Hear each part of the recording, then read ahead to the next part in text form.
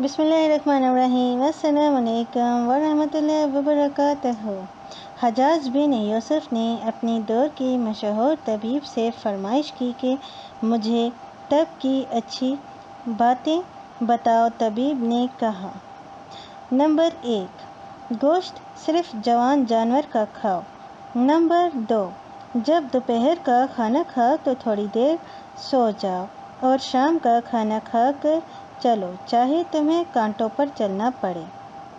Number 3، جب تک پیٹ کی پہلی غذا ہضم نہ کر لو دوسرا کھانا نہ کھاؤ، چاہے تمہیں 3 دن لگ جائیں۔ نمبر 4، جب تک بیت الخلاء نہ جاؤ سونے کے لیے بستر پر مت جانا۔